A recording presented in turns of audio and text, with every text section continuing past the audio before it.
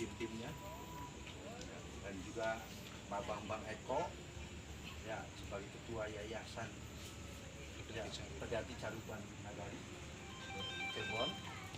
Alhamdulillah hadir. Pak Pirianto nggak hadir ya sebagai AUNI ya, Asosiasi Wartawan Nasional Indonesia. Ya pada intinya kita ya cari dulu cari saudara gitu. Rio kumpul di sini, bagaimana nanti ada mungkin pembicaraan dari Bapak Haji Widodo bisa sosialisasi dari Bapak. Itu aja. Terima kasih. Assalamualaikum warahmatullahi wabarakatuh. Assalamualaikum warahmatullahi wabarakatuh. Waalaikumsalam. Saya kadang-kadang ngomong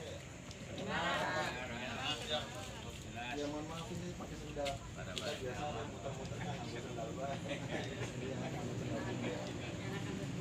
Iya nenamuk kan jadi baik, terima kasih.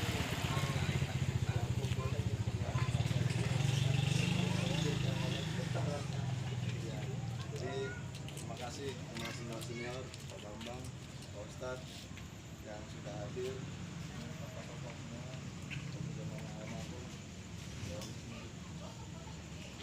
tahun 2013. Bahkan ini juga kan saya lihat mukanya muka lama 2018 juga kan, akun saya ya awet 2 3. Nggak ada dusta di antara kita. Baik Bapak Ibu sekalian, bahwa ini sebetulnya acaranya kan mendadak. Ini ada acara di beberapa tempat tak nangkap deh. Karena saya hari ini ketemu para senior. Tentunya saya harus hormat kepada senior dan tentunya saya sudah harus menghargai kepada senior. Makanya yang lain-lain tak batalan, ada 3 agenda yang malam hari ini. Dan biasanya saya muter sampai jam 3-4 subuh. Tapi alhamdulillah kalau udah ketemu senior, selesai jam 10 saya bisa istirahat. Karena setiap hari saya lakukan seperti itu, ya tentunya saya berkunjung ke masyarakat untuk silaturahmi yang terkait dengan adanya kegiatan. Satu lagi kegiatan politik. Tahun ini kegiatan politiknya sudah kita lalui 2 tahap kemarin, yang alhamdulillah Kota Cirebon nggak ada masalah, semuanya lancar, tertib. Dan insya Allah di tahap yang ketiga untuk pilkada, tentunya saya juga berharap bahwa Kota Cirebon juga bisa membawakan sebuah keamanan, ketentraman, kelancaran semuanya. Sehingga kita bisa memilih kepala daerahnya juga tidak terpaksa, semuanya dengan hati nurani.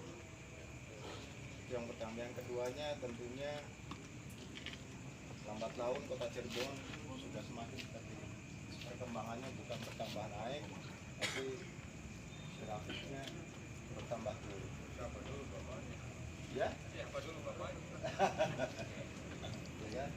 Nah kemarin pada saat hiruk pikuknya tentang pencalegan wakilnya akeh, partai akeh, banyak semuanya, sehingga nanti saya yakin Bapak Ibu semua yang berkumpul di sini semua juga mungkin tidak satu garisan. Mungkin ada yang dukung A, B, C, D, E, F gitu ya. Tapi saya juga berharap bahwa yang tadi Kota Cirebon untuk pilkada ke depan mudah-mudahan semuanya yang tadinya berbeda partai, berbeda dukungan, sekarang jadi kulit baik. Buat apa? Buat menyongsong masa depan, bukan untuk saya, bukan untuk yang sekarang saja, tapi ini demi anak cucu kita ke depan. Jangan sampai anak cucu kita ke depan dalam kondisi seperti ini terus menurun, sehingga anak cucu kita ke depan nasibnya seperti apa? Lalu kapan kita mau bisa berbuat lagi kalau bukan orang tuanya yang sekarang masih ada? Ya sekarang anak-anak kita juga dengan pertumbuhan gadget, HP, apa segala macam sudah enggak ke ranah politik, sudah enggan juga untuk memilih seseorang bahkan ke depannya bagaimana nasibnya.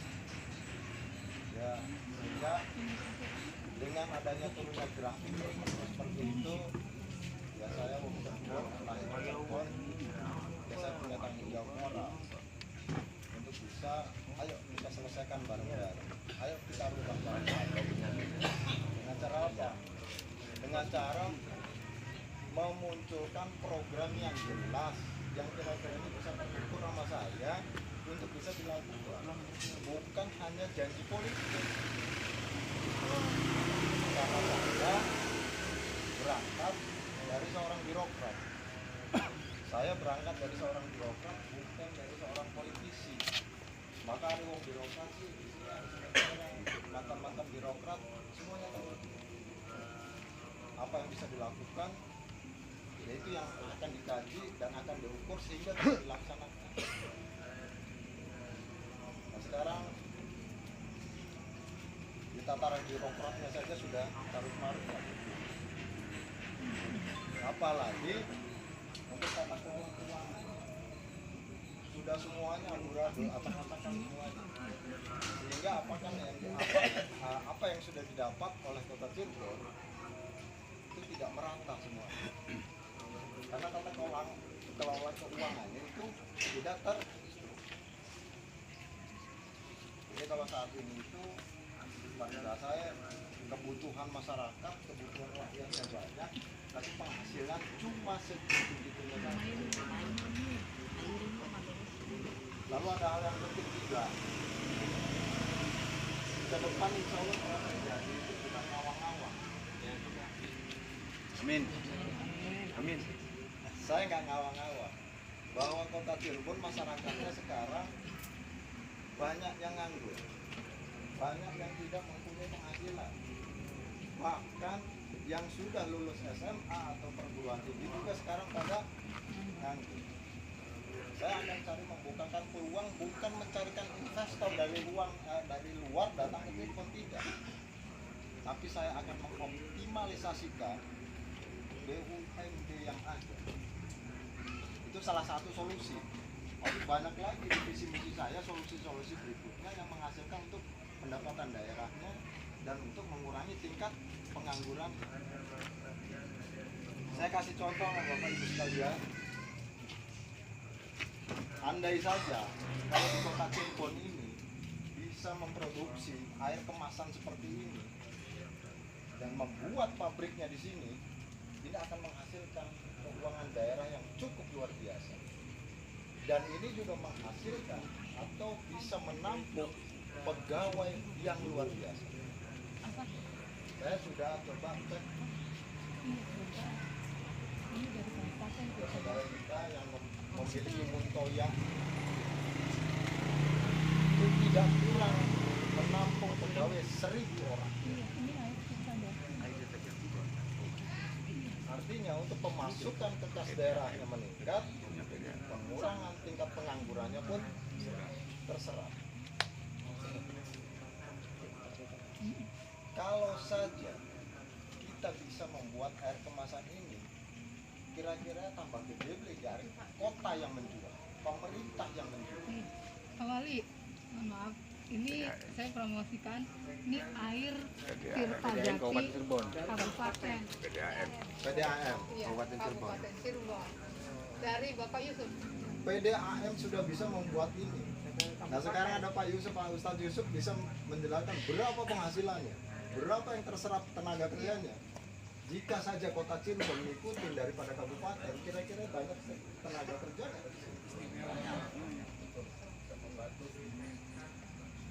Apa maning Kang Jualeng ke wali kota. Amin. Idol dedet ya. Idol dedet Kan diajakin ke rumah dinas, diajak ngopi bareng. Pelaku ekonomi saya Pak hotel. Diajakin tuh yang punya hotel, seluruh hotel Kota Cirebon diajakin. Akhir dari pembicaraan ngopi bareng, wali kota tinggal ngomong titip ya 50% anu hotel-hotel sampai 40.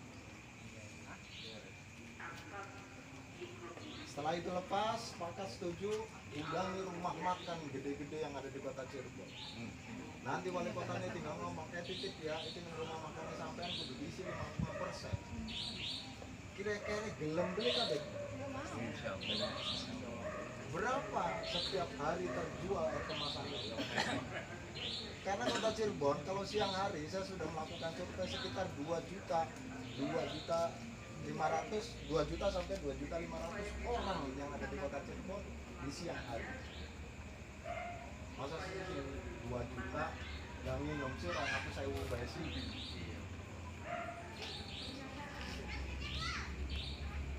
Nah ini kan peningkatan PAD-nya kan ada, kontribusi ke PAD. Itu perusahaan daerah milik dan perusahaan milik daerah. Saya tempelin di perusahaan daerah pembangunan, ada unit bisnis kemasan air minum, ada unit bisnis perparkiran, ada unit bisnis transportasi, ada unit bisnis lain-lain.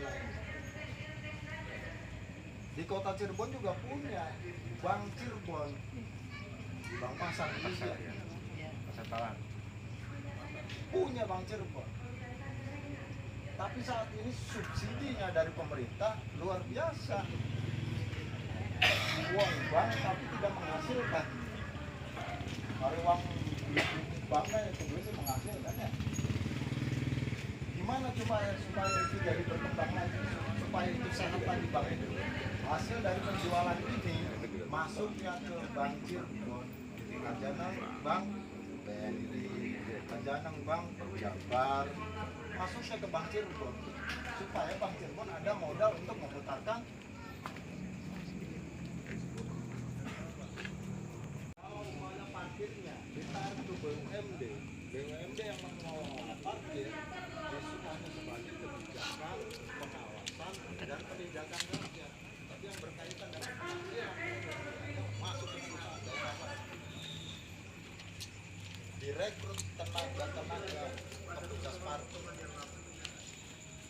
Nanti pembagiannya apakah 60-40 atau 70-30 tenaga kerjanya. Tapi yang jelas tenaga kerjanya harus banyak dari kota Cirebon. Kira-kira hari semuanya sudah ditata, banyak terserap nggak yang kerja di sana? Punya penghasilan nggak di sana? Buat siapa? Buat anak cucu, anak istrinya di rumah. Jadi nggak ada lagi begal-begalan, nggak ada lagi motor-motoran, geng-gengan apa segala macam. Mereka, anak-anak kita yang sudah bekerja sana, lelah, capek, datang rumah, tidur. Itu pun tadi perparkiran, ada lagi transportasi. Sekarang bahwa kita sadari semuanya dan kita tahu semua bahwa perusahaan, mulai dari hotel, rumah makan, instansi pemerintah, instansi perbankan, semuanya mobil sewa. Jika saja BUMD bisa menyiapkan sarana kendaraannya, misalnya di kota Cirebon 500 kendaraan, berarti kita harus butuh 500 tenaga kerja, supir, belum nanti bengkelnya. BUMD punya aset, iya. BUMD punya penghasilan, iya. Meningkatkan PAD, iya. Banyak hal-hal yang harus diolah di kota Cirebon, tidak hanya kata orang Sunda non kurung batok, ngelola yang ada aja gitu. Kita nggak perlu datangkan investor. Dalam kondisi kota Cirebon seperti ini, investor nggak bakalan mau datang ke kota Cirebon. Tapi kalau tata kelola pemerintahannya, tata kelola keuangannya, penghasilan rakyatnya sudah bagus, pasti investor itu nggak diundang pun akan datang. Jika investor datang ingin membangun hotel, mall, dan lain sebagainya, udah pemerintah nggak usah minta duit, wali kota bisa minta duit, cuma harus ada perjanjian minimal 60% warga kota Cirebon bisa bekerja di.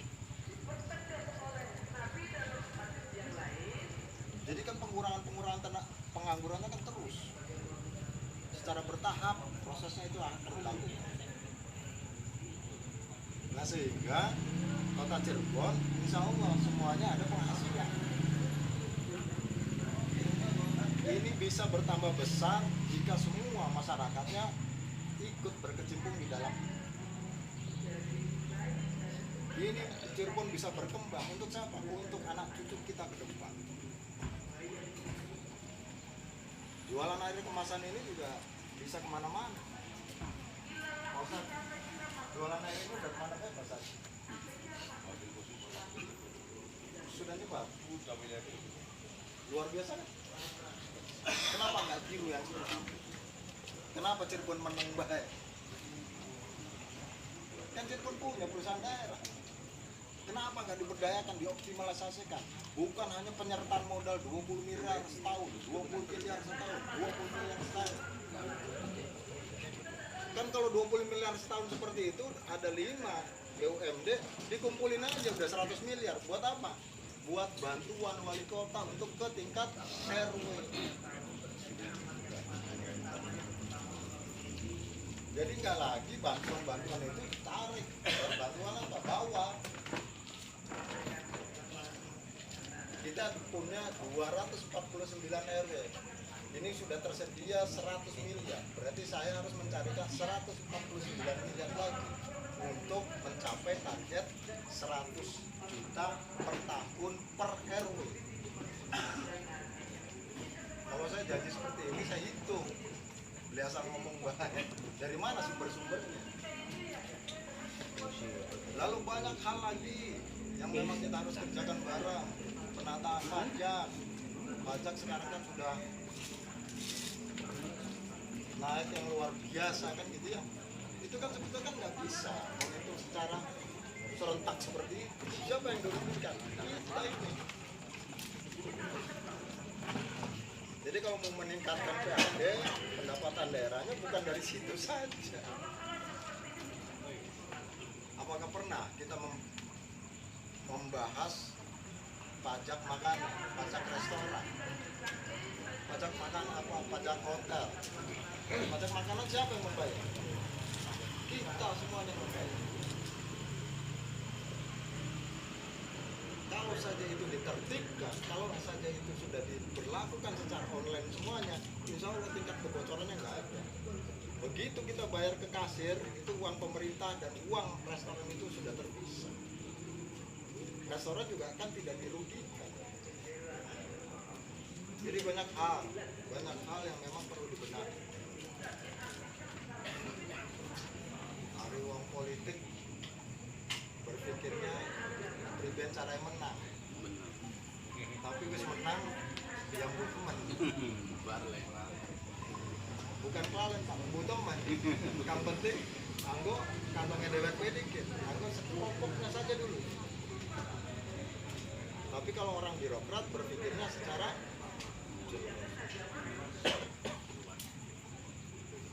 uang politik identik dengan kekuasaan. Kalau orang birokrat identik dengan pengabdian. Makanya dulu zamannya almarhum apapun dilakukan untuk apa? Untuk ke masyarakat. Bisa dulu, bisa. Kenapa setelah almarhum nggak ada, ini nggak bisa lagi? Berarti tata kelola keuangannya tidak benar. Jadi banyaklah hal-hal yang nanti ke depan yang tentunya ini juga kan kita harus menentukan rasa kebersamaan, tanggung jawab kita sebagai warga kota Cirebon. Ayo bareng-bareng untuk menata semuanya. Belum lagi nanti yang sudah lalu ada sekolah gratis, kesehatan gratis, itu sih sudah wajib hukum. Lalu supaya kepala daerahnya dekat dengan masyarakatnya seperti apa? Ya sama warga zaman almarhum dulu. Saya terapkan kembali sama warga.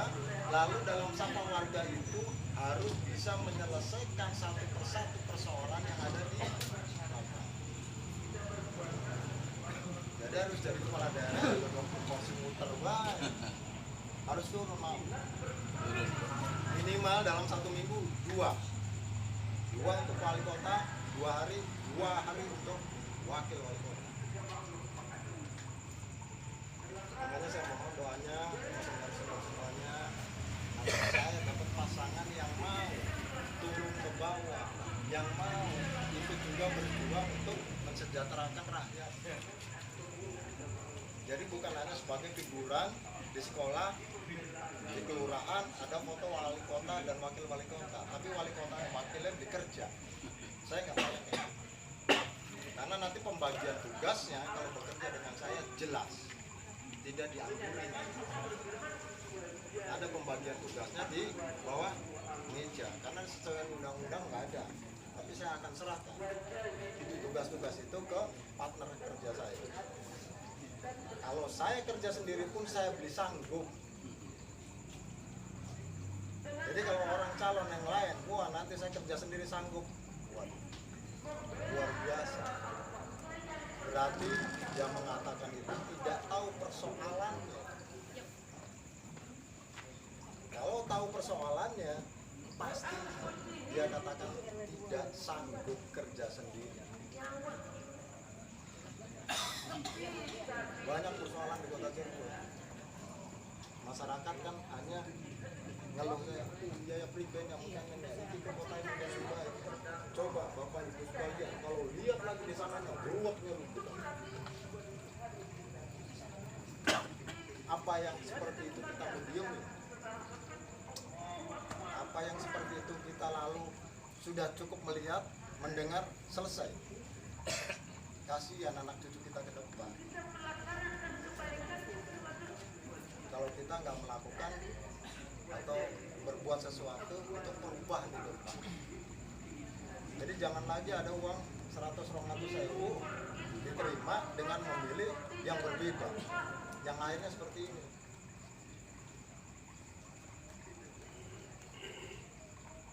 Jadi kita sudah mulai harus berubah. Bukan buat kita untuk saat ini. Mudah-mudahan untuk yang sekarang juga bisa merasakan perubahan-perubahan. Tapi saya akan berusaha bekerja keras jika terpilih. Saya ingin membuatkan sebuah rumah, ibaratnya sebuah rumah, lalu generasi selanjutnya tinggal ngisi. Ngisi, kursi tamu harus adanya di mana? Di ruang tamu. Tempat tidur harusnya adanya di mana? Di kamar. Kompor dan lain sebagainya harusnya ada di mana? Di dapur. Buat siapa? Buat anak-anak kita ke depan. Artinya yang sudah selesai kuliah, selesai sekolah, bisa bekerja di Kota Cirebon karena ada ruang-ruang pekerjaan. Nah kalau tidak ada yang mau menata saat ini, mau kapan maning?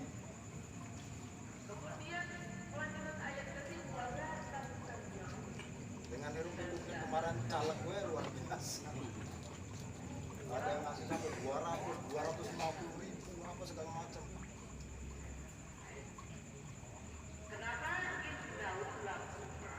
Ya masyarakat